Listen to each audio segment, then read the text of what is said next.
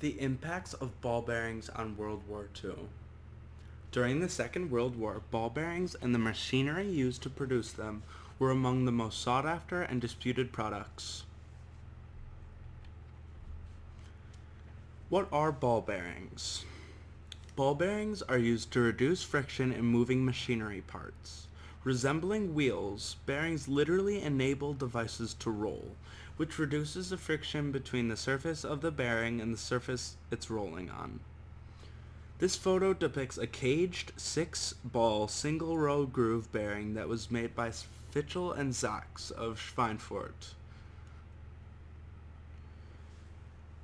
Ball bearings are engineered products with steel balls to reduce friction and support weight by separating moving axles. What are ball bearings used for? Ball bearings are essential in any moving machine.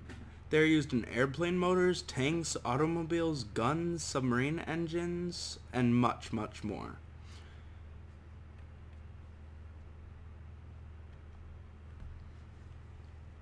The significance of ball bearings during World War II. Ball bearings had a colossal impact on World War II. Swedish ball bearings accounted for 58% of German supply and 31% of British supply. In 1940, German machines were very dependent on ball bearings, as every part that moves has a ball bearing. The German aviation industry alone used 2.4 million ball bearings a month. Local economies were dependent on ball bearing industries because the industry gave their towns jobs. Sweden played an important role in the war in regards to ball bearing industry. Had Sweden not been neutral in World War II, the supply to either the Allied or Axis powers would have to come from another source. This would have greatly affected the war because of the vitality of the ball bearings. Since so many ball bearings were used in World War II on a monthly basis, any change to the production rate in Sweden could alter the outcome of the war. Ball bearings were mainly produced in a Bavarian town called Schweinfurt. In Schweinfurt, there were 5 plants that were responsible for producing nearly 2/3 of Germany's ball bearings from 1922 to 1943. The surge of ball bearings manufacturing tripled the population of Schweinfurt to 50,000 residents. Small industrial towns like Schweinfurt greatly benefited from the production of such an essential wartime product. High demand and high production rates marked a target on any town that was highly involved in ball bearing production. Swedish ball bearings accounted for 58% of German supply and 31% of British supply. This meant that Sweden had control over the outcome of the war. A Swedish company called SKF held a monopoly on the ball bearing industry, enabling the company to decide what nations can purchase their goods. SKF controlled the highest strength of raw materials, machine tools, intellectual property, and patents necessary to produce the highest quality Finnish products in Sweden. Sweden also supplied many countries, and their monopoly on ball bearings was significant to the outcome of the war because of the leverage the neutral country, Sweden, had over its customers, Germany and Britain. Any small change in production sales could have altered the whole war.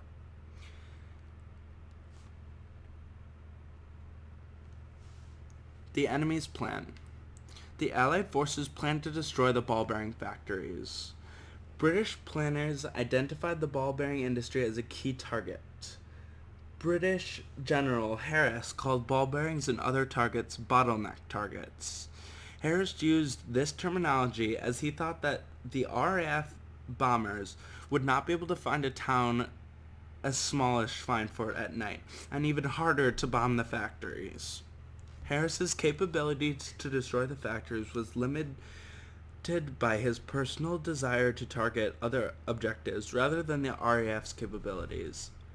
The destruction of the ball bearings plant could have possibly altered war production and could have even stopped the war from continuing. General Harris thought it would be a more logical tactic to destroy the factories that produced aircrafts and the machines themselves. However, the United States Army convinced Harris otherwise. An Army Air Force analyst was quoted as saying that it is better to cause a high degree of destruction in a few essential industries than to cause a small degree in many. General Ira Eaker said such a campaign would make a ground invasion possible sooner than would indiscriminate bombing of cities. This argument convinced Harris to go forth with the attack on Schweinfurt. The Allied plan was to destroy as many essential German industries as possible. Enabling ground attacks on Germany eventually led to the end of the war. Schweinfurt. The first attack on Schweinfurt took place August 17, 1943, temporarily destroying about 34% of the city's ball bearing production. 2 months later, on the 14th of October, 1943, a second attack on Schweinfurt took place. All in all, Schweinfurt was attacked a total of 22 times by both U.S. and British bombers, dropping a total of 7,933 tons of bombs. The eventual production halt led to a drastic decrease in the production of aerial machinery. Production of ball bearings came to a complete stop on April 11, 1945, when troops captured the city. The decline of production in the city was due to Germany's decision to move and disperse factories across the country. Underground factories were scattered across all of Germany, hidden under hills. This led to the continuation of Germany's production of war machines. Ball bearing factories were even located in work camps, specifically in the Mauthausen work camp led by German powers. Eventually, with a low production rate of ball bearings, the war slowed down for Germany. In September of 1943, an agreement stated that Swedish exports of iron into Germany would decrease by 2 million tons in 1944. The export of Swedish ball bearings to Germany was also reduced, since Germany used ball bearings in every aspect of production, and almost a third of the total German production went into aircrafts. Ball bearing proved to be truly essential.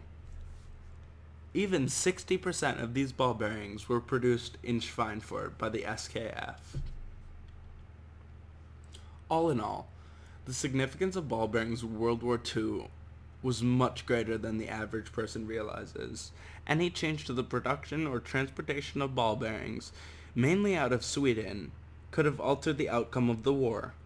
World War II depended on many small industries that were largely significant to the production of war machines.